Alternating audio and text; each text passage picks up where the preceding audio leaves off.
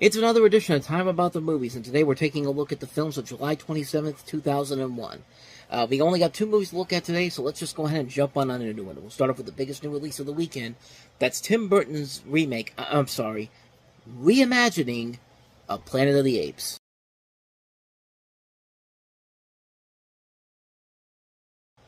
So yeah, before we had the good reimagining of Planet of the Apes, which we got with the Rise of the Planet of the Apes and so on and so forth, this was the bad reimagining of Planet of the Apes. You basically have Mark Wahlberg as an astronaut who crash lands on a planet inhabited by intelligent apes. The apes treat humans as slaves with the help of another ape played by Helena Bonham Carter, which was actually one of her first movies she did with Tim Burton. Leo starts a rebellion as he seeks to return to Earth. And this was a movie that was in development for a long period of time. There was one point where there was one that Arnold Schwarzenegger was going to be involved in with James Cameron, which probably would have been awesome if they actually went through with it. Various other names were attached to it at various points. Chris Columbus was attached at one point. Peter Jackson was attached at one point. So were the Hughes brothers. Oliver Stone was at one point attached to direct it. But Tim Burton eventually came on to direct, and the movie came out, and was a hit at first at the box office, but as time went on and people saw the movie, they realized that, yeah, not worth it. Definitely not worth it. And it's not like the movie is bad or anything. There are some good ideas overall, and there are things about it that are really cool. Like, the visual look of the movie is impressive. I'll give it that. And I do like the prosthetic makeup designs on there. I think they did a pretty good job of giving all the apes their distinctive looks to them. I thought Paul Giamatti and Michael Clark Duncan were probably the best things in the cast. But it's everything else about it that just really, really falls apart. I mean, the story makes no sense whatsoever, and it even has an ending that is so baffling and so bizarre. Like, it's trying to do something different compared to the classic ending of Planet of the Apes with Charlton Heston. Of course, you have the Statue of Liberty there. Statue of Liberty realizing that Earth was the Planet of the Apes all along, and of course, you maniacs, you blew it up, damn you, damn it all to hell. No, this one decided to go another direction with it, and it makes no sense. It does not make any sense whatsoever, and the whole movie probably knows it doesn't make any sense, but it's like we literally do not have any ideas on how to wrap this up. I mean, this thing literally was being shot less than a year before it came out. I mean, they did not take the time whatsoever to actually put this together, and you could definitely tell story-wise, like, yeah, the makeup looks impressive and the visuals look pretty good, but everything else about the movie is just bland. Mark Wahlberg is a good actor, but man, he's lifeless in this, and so is Estella Warren, who we already saw in Driven. And I guess they were trying to set her up as the new hot young talent, and then she does this and then follows us up with Kangaroo Jack, and yeah, her career pretty much ended.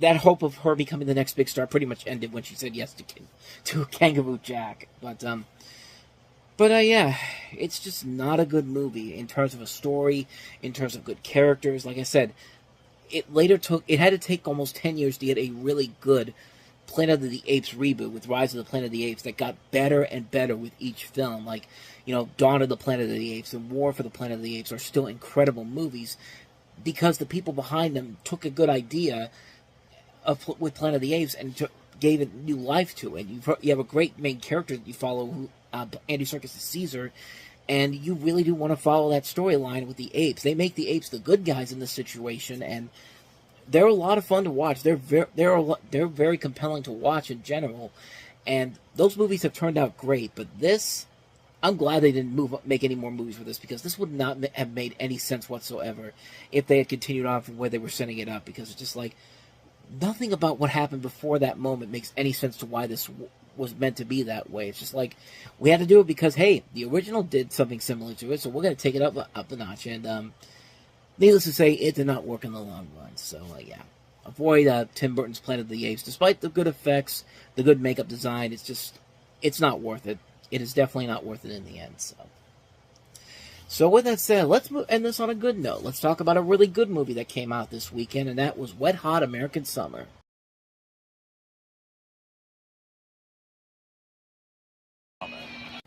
And another one of those great movies that was way ahead of its time, because when this came out, It was both a critical and financial failure, but since then, it developed a cult following, and mostly because, yeah, a lot of these people came from the state. I mean, director David Wayne.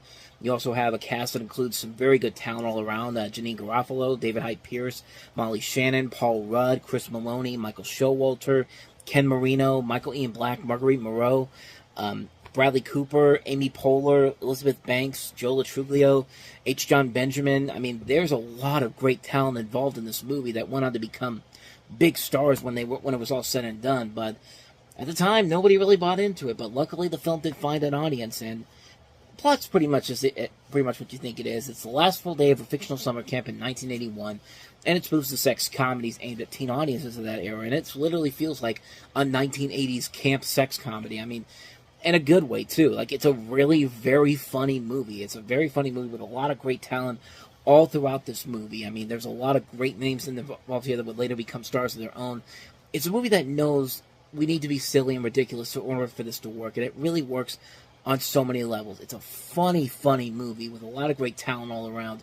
Just moments that are memorable on so many different levels, and it's just like, it's just an incredible movie. It's a very, very fun movie. It's a very fun film that has gone on to have a life of its own as a cult classic, as well as a franchise with two really good series that came up after that, including the prequel, then followed up with the sequel series that actually takes place 10 years after the original film.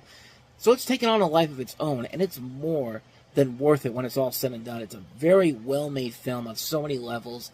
Very funny stuff. Can't recommend this one enough. Wet Hot American Summer.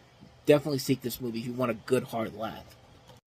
And so on that note, we wrap up another edition of Time About the Movies. And when we meet next time, we'll jump into August with 4 movies, including the highly anticipated sequel, Rush Hour 2. We also have Anne Hathaway and Julie Andrews in The Princess Diaries, Antonio Banderas and Angelina Jolie in Original Sin, and the re-release of Apocalypse Now Redux. So we'll take a look at all 4 of those movies on the next episode. But until then, thank you so much for watching. And if you want to see more videos like this, please hit the playlist on the next page. Check out the previous episode.